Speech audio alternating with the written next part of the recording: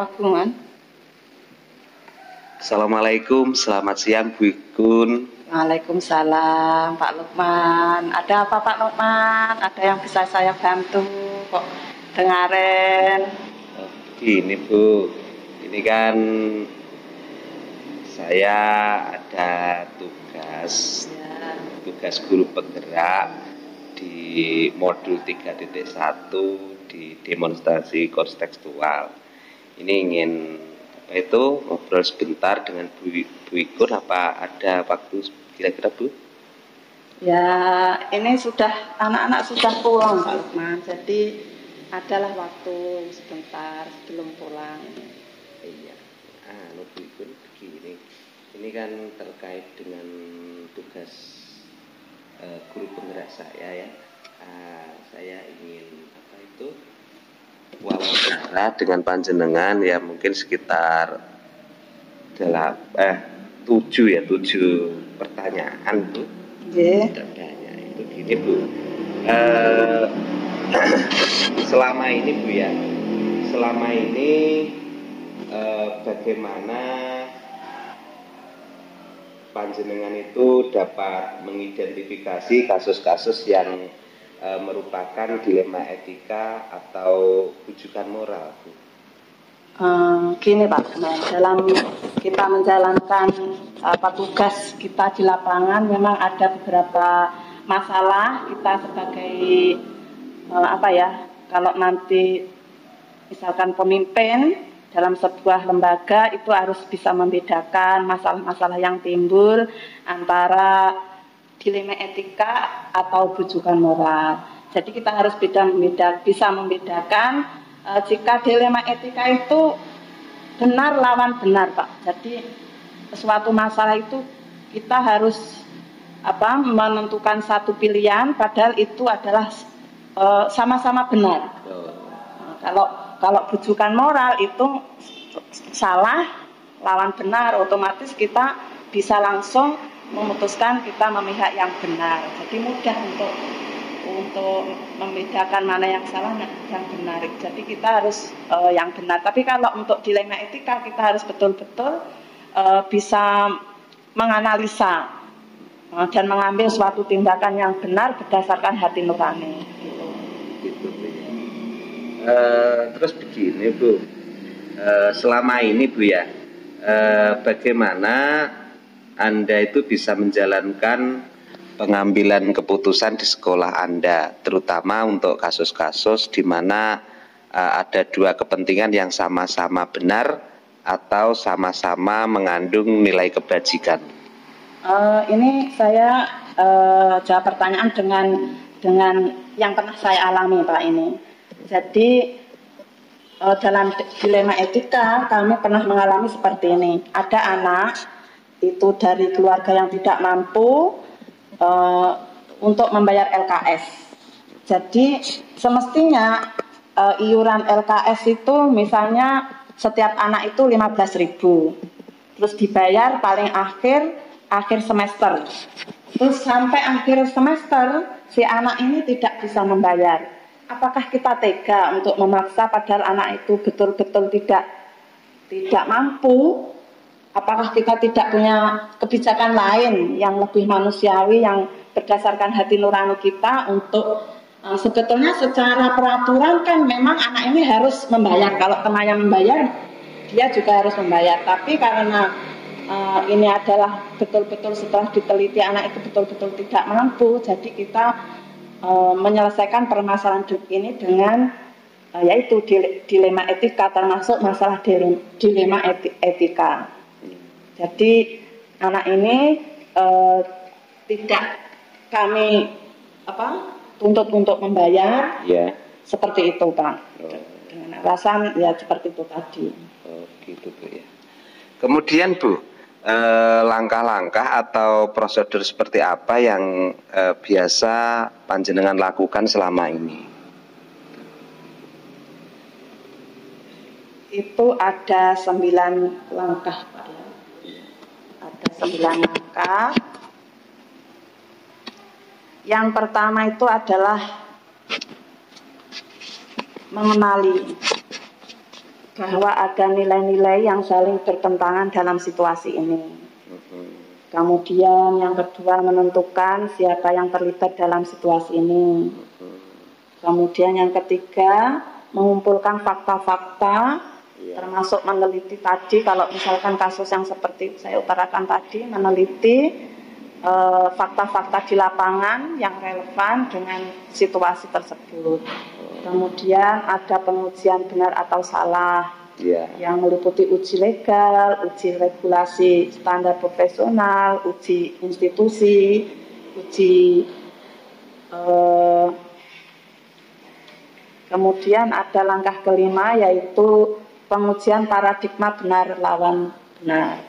Kemudian langkah keenam melakukan prinsip resolusi, ketujuh investigasi objek dilema, 8 kemudian buat keputusan, yang ke-9 adalah lihat lagi keputusan dan merefleksikan apakah keputusan yang kita ambil itu sudah benar atau belum.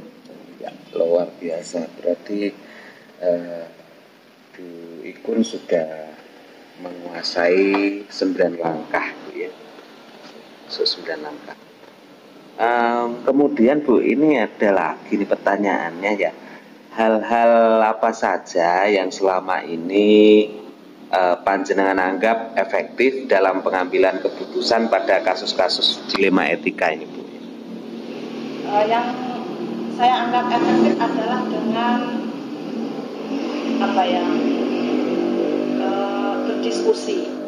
berdiskusi sesama guru, bersama kepala sekolah, bersama orang-orang yang terlibat. Kalau misalkan itu berkenaan dengan siswa, otomatis kita juga memanggil wali murid untuk kita bicarakan bersama, kita menentukan langkah-langkah yang paling baik yang tidak merugikan kepada anak. Begitu. Bagus sekali, Bu. Terus ini ada lagi ini Bu ya yang masih mengganjal ini. Kira-kira hal-hal apa saja yang selama ini merupakan tantangan dalam pengambilan keputusan pada kasus-kasus dilema etika itu?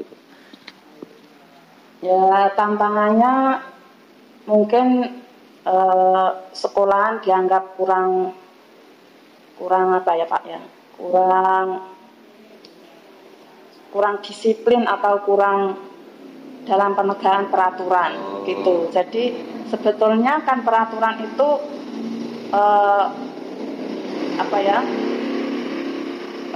yang mengatur harus disiplin, tapi kan kita tidak boleh untuk terpaku pada peraturan, sedangkan merugikan anak itu kan kita harus selalu kepentingan anak ini yang kita nomor satukan agar anak itu tidak dirugikan gitu Pak. Begitu ya, luar biasa, luar biasa.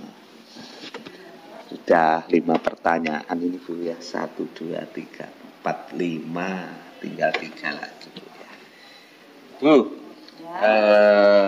apakah panjenengan itu memiliki sebuah tata kala atau jadwal tertentu dalam sebuah penyelesaian kasus dilema etika? Nah, apakah Anda langsung menyelesaikan di tempat atau memiliki sebuah jadwal untuk menyelesaikannya? Bentuk atau prosedur seperti apa yang Anda jalankan itu, Bu? Selama ini saya dalam menyelesaikan masalah dilema etika tidak terjadwalkan Pak. Tapi penyelesaiannya adalah ketika timbul masalah. Jadi ketika timbul masalah kita berdiskusi dengan sama guru bersama kepala sekolah apakah ini memerlukan penyelesaian. Kemudian nanti kita atur bagaimana langkah baiknya, strategi apa saja yang kita tergantung masalahnya itu. Jadi secara apa Pak, insidental. Jadi ketika ada masalah baru kita menentukan langkah-langkah atau cara penyelesaian yang baik itu bagaimana.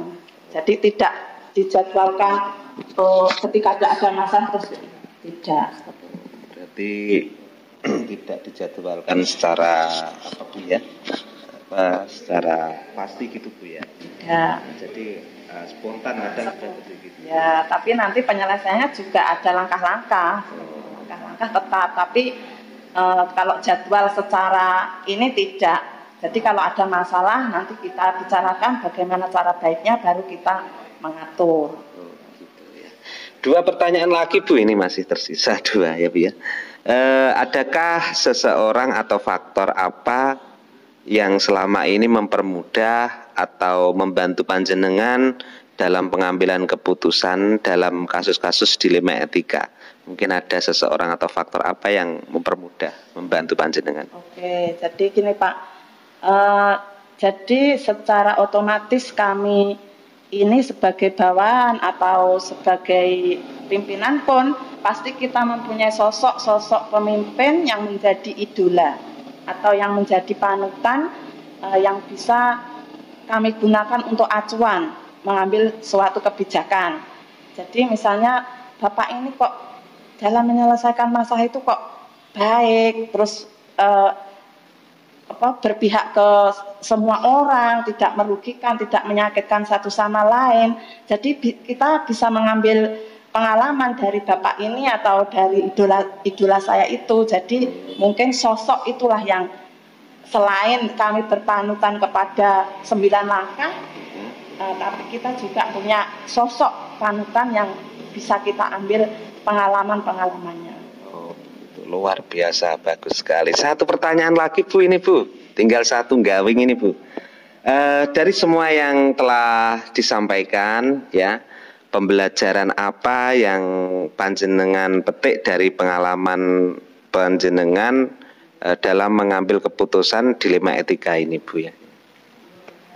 Pengalaman menarik ketika anak itu ketika keputusan saya itu berpihak ke semua orang atau kita tidak rugi, kemudian kita juga tidak terlalu melawan aturan, kemudian berpihak kepada siswa, itu yang terpenting. Jadi kita harus mengambil langkah-langkah yang menguntungkan semua pihak gitu, tidak merugikan semua pihak gitu Pak. Mungkin itu yang mungkin membuat pengalaman menarik ketika suatu masalah terselesaikan dengan baik, tidak merugikan satu sama lain, seperti itu.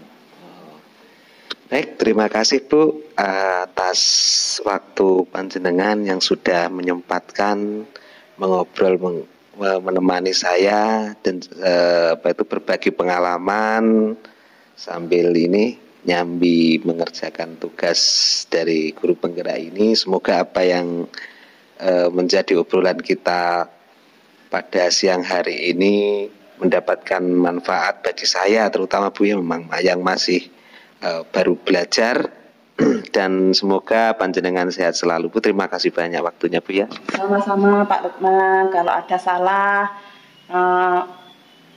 ya saya minta maaf, mungkin itu cuma itu yang saya mampu. Kalau mungkin ada betulnya yang mungkin bisa diambil pelajarannya untuk Pak Lukman, saya juga terima kasih sudah dimintai pengalaman saya. Jadi terima kasih Pak Lukman. Saya ucapkan semoga tugas-tugas Pak Lukman kedepannya menjadi lancar, amin. Sukses. Amin. Baik Bu, dilanjut untuk aktivitasnya Bu ya. Terima kasih. Assalamualaikum. Waalaikumsalam. Foto